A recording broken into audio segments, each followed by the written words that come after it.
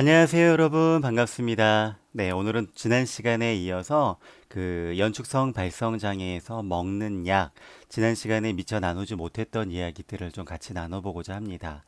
보통 우리가 연축성 발성 장애에서는 리보트릴, 그리고 인데놀, 요런 약들을 위주로 드시지요. 리보트릴 같은 경우는 항정간제라고 해요. 그래서 그 근육이 우리의 의도와 상관없이 떨리는 부분을 잡아주는 역할을 하고요.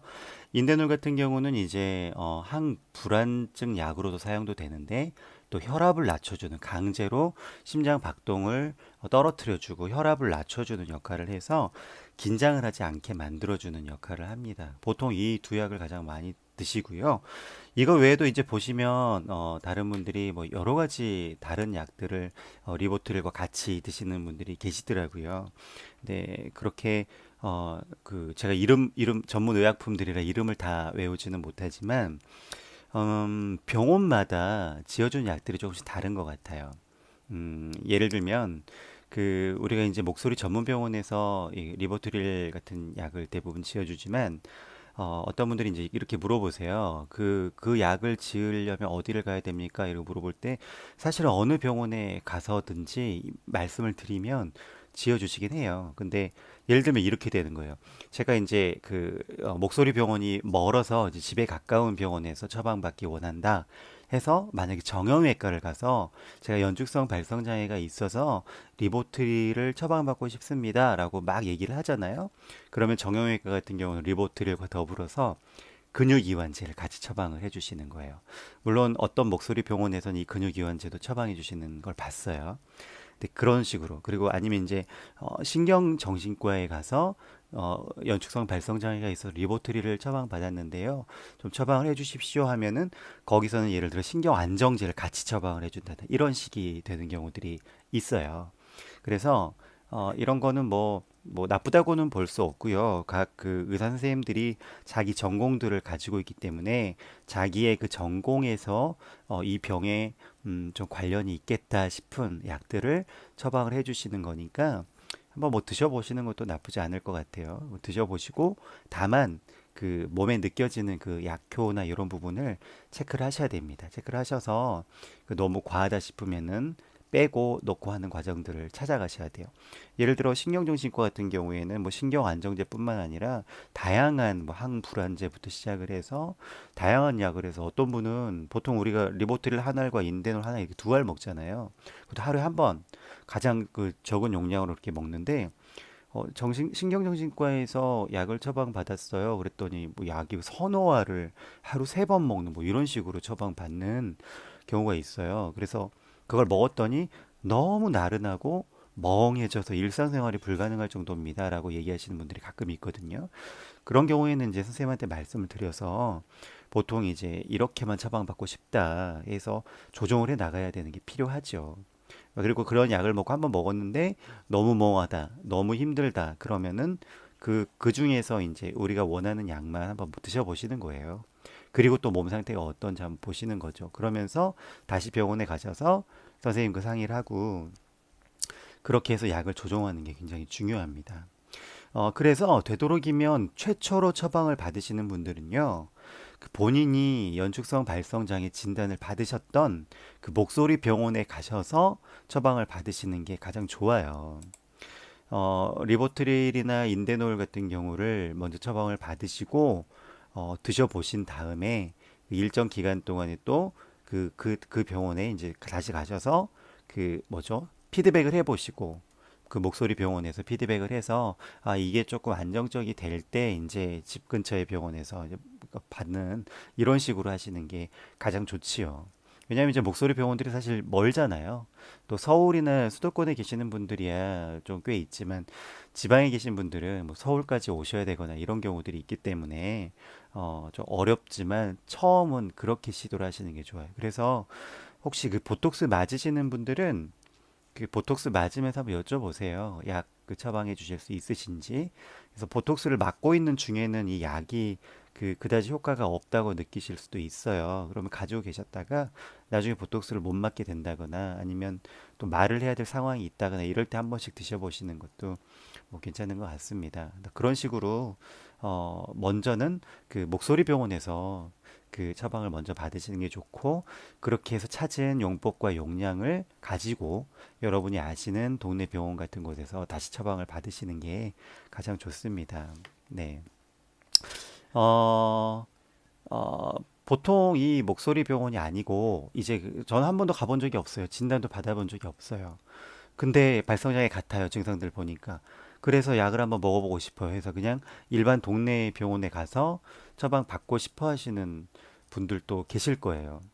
근데 그 보통 병원들 같은 경우는 그 자기 전문 그 분야가 아닌 병에 대해서는 좀 꺼려 하십니다. 그리고 처방을 해주시기를 좀 불편해 하시는 선생님들이 대부분이세요. 그도 그럴 것이 자기 분야가 아닌데 의사로서의 책임도 있잖아요. 그렇기 때문에 처방을 잘 못 해주시죠. 그래서 한두 번 해주시다가 다시 원래 다니시던 병원으로 가보세요라고 그 이야기해 주시는 케이스가 대부분입니다. 음, 그나마 가장 그 연축성 발성장애에 그 근접한 곳들이 이제 이비인후과 아니면 신경과, 네, 신경외과 중에서도 신경외과가 그뇌 쪽하고 척추 쪽하고 이렇게 또 구분되잖아요. 정형외과식으로 많이 하시는 신경외과는 약간 척추 쪽 관련된 곳이고, 그 다른 곳이 이제 뇌 쪽인데, 우리는 그 뇌 관련된 신경외과 쪽으로 가셔야 되죠. 요즘 신경과라고도 하는 것 같아요. 그 신경과도 있고, 그리고 신경정신과. 요 정도가 그나마 좀 가까운 이 증상에 대해서 이해해 줄 만한 그런 병원이고요. 일반 내과라든지 뭐 정형외과라든지 이런 곳에서도 처방을 받으시는 분들이 있긴 한데, 그런 곳에서는 잘 안 해주려고 할 겁니다. 그리고 일반 이비인후과라고 해도 연축성 발성장애에 대해서 잘 모르시는 이비인후과도 많으세요. 그래서 그런 곳에서도 잘 안 해주려고 하는 경우들이 많이 있습니다. 발성장애 분들 같은 경우는 말하는 것 자체가 굉장히 어렵잖아요. 의사소통이 좀 많이 안 되시고, 말을 하고 하는 것 자체가 그 많이 어려워하시기 때문에, 또 낯선 병원에 의사 선생님께 또 말을 많이 해야 되고 설명해야 되고 이런 것들이 어렵잖아요. 그래서 거절당하거나 그러면 또 굉장히 마음이 불편하고, 마음이 좀 말도 잘 안 나오는데 약도 처방 안 해주고 하면 굉장히 마음이 어렵거든요. 그런 부분에 대해서 여러분들이 잘 양지하시고, 그렇게 해서 병원을 찾아가시는 게 좋다고 생각합니다. 음, 제 경우에는요, 그 일반 처음에 이제 목소리 전문 병원에서 약은 처방받았고, 그 이후로 이제 못 다니게, 보톡스를 못 맞게 돼서 약을 먹어야 되는데, 그 아는 분 소개로 신경외과를 찾아갔었어요. 근데 가서 이제 오래 상담을 이제 선생님과, 그때 제가 말을 잘 못할 때라 제 아내가 동행했었어요. 제 아내가 대신 얘기해 줬어요. 남편이 이러이러한 병이 있어서 말이 잘 안 나옵니다. 그래서 이러이러한 약을 원래 처방받았었는데 선생님한테도 좀 그 약을 처방받고 싶습니다. 제 아내를 데리고 갔었어요. 그래서 그 얘기했는데 선생님이 처음에는 그 본인도 잘 모르는 병인데 그래도 되게 좋은 선생님이셨어요. 그래서 뭐 여러 방면을 알아봐 주시더라고요. 그 동료 의사 선생님한테, 이비인후과 전공의한테도, 전문의한테도 전화하셔서 이렇게 물어보시기도 하시고, 그러면서 본인의 전문 분야가 아니기 때문에 본인은 이 병을 어떻게 낫게 한다고 뭐 장담을 하거나 어떻게 해줄 수 있는 부분이 없지만, 오셨으니까 이러이러한 약들 한번, 제가 원하는 약과 더불어서 한번 진단해보고 좀 처방을 해드리겠습니다. 2주 드시고 다시 오시죠. 뭐 이렇게 했었어요. 그래서 몇 번 이렇게 했는데 좀 좋아지는 듯 했는데 한 얼마 정도 다녔다. 몇 달 다녔나? 몇 번 다녔는데 그 원장님도 이게 이제 자기 전문 분야가 아니기 때문에 그 전문 병원에 가서 하시는 게 어떻겠습니까? 라고 권면을 다시 한번 하시더라고요. 근데 이제 그때 이제 제가 제 직업에 대해서 말씀을 드렸어요. 제가 사실은 목사이고, 그리고 이렇게 해서 지금 목회 일을 못 하고 있다, 목소리 때문에. 근데 그분이 우연찮게 또 교회를 다니시는 분이셨어요. 그래서 그분이, 제가 이제 사정을 다 얘기를 말씀을 드렸더니, 아 그러면 처방을 해드리겠다고 그러면서 조금 더 이제 더 그때부터 선생님하고 계속 긴밀하게 소통을 하기 시작을 했어요.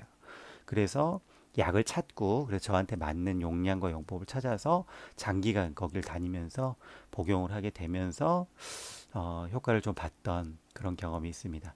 약으로만 효과 본다는 생각은 하지 말라고 말씀드렸지요. 저는 여러 가지를 했습니다. 약도 먹고 연습도 하고 발성 연습 꾸준히 하면서 그렇게 해서 나은 케이스이기 때문에요. 약으로만 효과를 본다. 이렇게는 절대 말씀드릴 수가 없습니다. 보조하는 역할일 뿐입니다. 그 다음에 이제 또 그 약에 대해서 질문하시는 분들이 부작용에 대해서 굉장히 조심스러워 하시는 분들이 있으세요. 물론 이 약은 보통 우리가 자주 먹는 감기약처럼 그런 약들이 아니죠. 그리고 떡하니 약병에 향정신성 의약품으로 적혀 있잖아요. 그리고 굉장히 무섭죠. 그래서 약을 먹는 거에 대한 두려움들이 좀 있으세요. 그리고 또 이 약을 먹어보라고 의사 선생님들도 잘 권하지 않는 이유가 부작용 때문이기도 합니다. 실제로 그 리보트릴 같은 경우도 그 인터넷에 이제 찾아보면은 부작용이 막 어마무시해요. 이 약을 과연 먹어도 될까 싶을 정도로 어마무시한 부작용들이 쫙 나열돼 있어요. 그것만 봐서는 먹을 수가 없는데요. 어, 그리고 이제 의사 선생님들 같은 경우도 아까도 얘기했지만 책임지지를 못해요. 그래서 자기 전공 분야도 아니기 때문에 전문 분야가 아닌 곳에 대해서는 책임지기가 어려우니까 쉽게 약을 권하지도 않습니다. 그리고 사람이 또 체질이 다 다르잖아요. 어떤 사람은 이게 맞기도 하고 어떤 사람은 안 맞기도 해요. 그렇기 때문에 잘 권하지 못해요. 그리고 아는 분들일수록 더 잘 못 권하는 것 같아요. 뭐 약사분들이나 이런 분들 있죠. 우리 주변에도 어, 약의 성분이나 이런 것도 잘 알기도 하지만 이런 부분에 책임지지 못하기 때문에 저도 여러분한테 약을 권해드리는 건 아니에요. 저도 이제 책임질 수 없기 때문에 제 얘기를 듣고 약을 먹었더니 부작용 때문에 심각한 위험이 왔습니다. 이렇게 하시면 안 되잖아요. 그렇기 때문에 약을 막 적극적으로 권해드린다. 이런 건 절대 아닙니다. 본인이 판단을 하셔야 돼요. 그렇지만 제가 이제 다른 의사 선생님한테 들었던 얘기는 저희가 먹고 있는 리보트리나 인대놀의 양이 그렇게 많은 양이 아니래요. 네, 그래서 심각한 우려가 일어날 만한 그런 위험할 만큼의 양도 아니기 때문에 한번 드셔보시고 몸 상태를 살펴보는 거는 살펴보는 게 필요할 것 같다는 생각이 들어요. 그리고 본인이 스스로 좀 도전하려는 자세 그리고 뭔가 본인이 뭔가 제가 드리고 싶은 얘기는 뭐냐면 이 병에 대해서 그 누군가 다른 사람을 의존하려는 게 아니라 본인이 스스로 이 병에 대해서 개척하고 주도권을 가지고 나아가는 자세가 좀 필요하다고 생각이 되어져요. 저도 이 병에 걸렸을 때는 마음이 너무 약해져요. 우울증도 같이 오고 불안증도 오고 여러 가지 좀 복합적으로 와요. 그리고 어, 자꾸 다른 사람 의지하고 싶은 마음도 들고 그렇습니다. 그런데 그 제가 이 병에 대해서 좀 적극적인 자세를 가져야 되겠다고 생각했던 게 그 한의사 출신의 출신인 목사님이 아는 선배님이 계셨어요. 그분이 이제 제 병에 대해서 이제 저 자주 만나고 제가 이제 그 교회 사역을 못 하게 되면서 그분 교회에 이제 한 1년 동안 있었거든요. 있으면서 계속 얘기하고 친한 형님이니까 형님 동생 하면서 이렇게 얘기하는데 그분이 한의사 출신이시니까 저한테 이제 그 목소리나 또 저는 그거 있거든요. 대장 뭐죠? 과민성 대장 증후군이라고 하죠. 신경 쓰고는 그러면 이제 배가 아파오는 그런 거. 그 연초기신 분들 요 그 신경이 예민하신 분들이 많아서 저처럼 그 과민성 대장 증후군이 있으신 분들도 많더라고요. 보니까 아무튼 저 그거 있었어요. 그래서 한번 이제 속이 안 좋아서 그분한테 침을 맞았는데 여기 그 우리 체하면 이게 누르는 부분이 있잖아요. 이 부분 합곡이라고 하는 혈인데 여기에 침을 맞고 그분과 이게 대화를 하는데 그분이 너 목소리 잘 나온다 이러시는 거예요. 그래서 그러고 보니까 딴 때보다 좀 편안한 거죠. 그 장에 관련된 부분의 그 침자리였는데 혈자리였는데 그래서 그분이 생각하기에 이 부분 혈자리가 이렇게 목으로 이렇게 올라온대요. 그래서 이쪽에서 만난다고 하더라고요. 그래서 과민성 대장 증후군도 치료할 겸해서 뜸을 가르쳐 주셨어요. 스스로 셀프로 뜰 수 있는 뜸을 가르쳐 주셨어요. 그래서 그분이 가르쳐 주신 대로 정말 꾸준히 한 6개월에서 1년가량을 날마다 하루에 2번씩 계속 꾸준히 떴어요. 그런 것들도 좀 도움이 되었던 것 같아요. 장도 좀 튼튼해지고 그랬던 것 같아요. 그러니까 이런 식으로 어, 본인이 좀 찾아가는 방법들이 있는 게 좋고요. 그분이 했던 이야기가 있어요. 뭐라고 하셨냐면 이거에 대해서 너무 그 목소리가 잘 안 나온 거에 대해서 너무 스스로 스트레스 받지 말라. 그리고 또 한 가지 권면해 주셨던 게 뭐냐면 내가 반드시 나아야 된다 막 생각하고 그것도 단기간에 단기간에 내가 이걸 반드시 나아야 된다라는 그런 강박관념을 버려라라고 말씀을 해주시더라고요. 그러면서 한 가지 더 덧붙이신 게 뭐냐면 그냥 이걸 평생 가지고 가야 될 지병이라고 생각하고 고혈압이나 당뇨처럼 그렇게 생각하고 관리하면서 간다고 마음을 차라리 먹어라. 처음에 그 얘기를 들을 때 되게 충격이었어요. 그리고 그러고 싶지 않았어요. 나는 이걸 반드시 낫겠다라는 마음을 가져야 된다고 생각을 했었어요. 근데 한편으로 생각해 보니까 너무 이것 때문에 나는 분명히 나아야 돼. 그리고 빨리 나아야 돼. 이것 때문에 지금 직장도 없고 백수 생활이 지금 오래 하고 있으니까 안 돼. 빨리 나아서 직장도 빨리 다시 복귀하고 그리고 해야 될 일도 하고 그리고 가족도 해야 먹여 살려야 돼. 요런 것 때문에 너무 자신을 채근했던 게 있었던 거예요. 근데 그분의 말씀을 곰곰이 생각해보고 아 내가 너무 그랬구나라는 생각이 들어서 한번 그렇게 해보자. 진짜 마음을 좀 내려놓고 꾸준히 관리하면서 간다고 생각하자 하면서 매일매일 약 먹고 발성 연습하고 뜸 뜨고 이렇게 했어요. 그렇게 하면서 이 병에 대해서 관리를 하면서 가자. 그렇게 간 거죠. 어, 여러분들에게도 제 아들이 지금 난입했습니다. 제가 편집을 안 하는 방송이기 때문에 우리 아들, 저희 아들이에요. 인사해봐, 양시야. 안녕하세요. 네. 우리 아들. 아들 잠깐만 나가 있으세요? 아빠 네. 방송 다 녹음하고. 음, 네.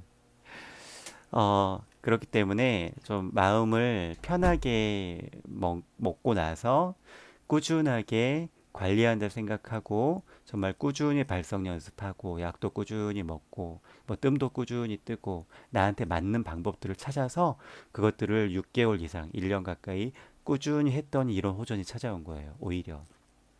그러니까 마음을 좀 내려놓고 편안하게 먹었더니 오히려 그때부터 좋아진 듯한 느낌이었어요. 여러분 참고하시고요. 그런 이 병에 대해서 내가 주도권을 가지고 내가 스스로 개척하면서 내가 이렇게 해나가야 되겠다라는 마음을 먹고 그리고 반드시 단기간에 나으리라 이런 생각을 좀 내려놓으시고 그리고 꾸준히 관리하면서 그러다 보면 저처럼 어, 거의 완치에 가깝게 이렇게 되실 수 있거나 그러지 않더라도 나아지실 거예요. 처음보다는 훨씬 더 나아지실 거예요. 오늘보다 내일이 더 낫고, 내일보다 한 달 후가 훨씬 더 낫고, 한 달 후보다 6개월 후가 훨씬 더 낫고, 그러실 수 있거든요.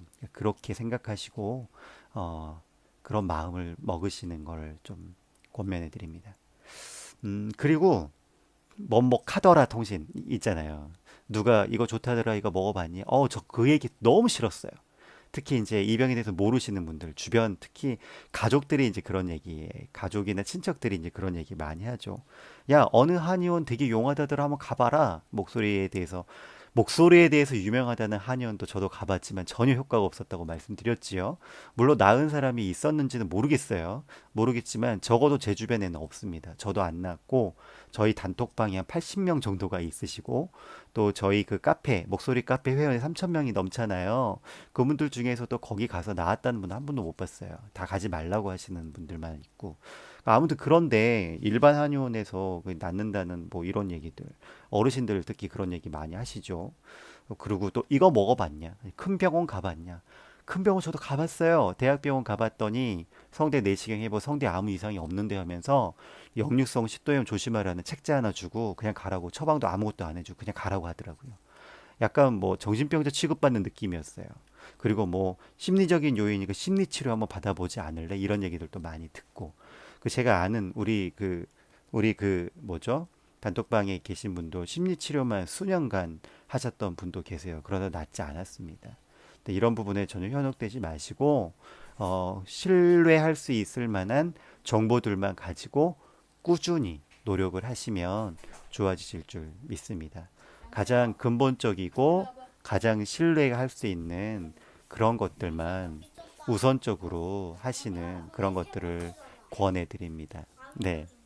오늘 좀 방해하는 사람들이 좀 있었는데요. 우리 아들도 출연하고, 네, 그 약에 대한 이야기들은 뭐 요 정도로 나누면 될 것 같아요. 제가 말씀드린 건 절대적인 건 아니고 하나의 이제 가이드라인이라고 생각하시고 그렇게 생각하시면서 접근해 주셨으면 좋겠고 본인이 이 병에 대해서 반드시 주도권을 가지고 그렇게 해나가야 된다는 생각. 그리고 저도 좀 도와드릴게요. 그리고 그 제가 이게 뭐죠? 이 영상 밑에 있는 설명에 저희 목소리 카페하고 단톡방 그 들어오는 법에 대해서 적어 놨으니까요. 여러분들 그 같은 병을 앓고 계신 분들끼리 정보를 공유하면서 신뢰할 수 있는 만한 그 정보들만 가지고 하세요. 다른 사람들이 얘기하는 거 듣지 마시고 그렇게 해서 반드시 좀 좋은 호전들이 있었으면 좋겠습니다. 또 이 밖에도 다른 여러 가지 궁금한 사항들이 있으시면 영상에 댓글 달아주시고 또 카톡으로 이렇게 보내주시거나 하시면 거기에 대해서 답변을 해드리도록 할게요. 네, 오늘 여기까지 하겠습니다. 감사합니다.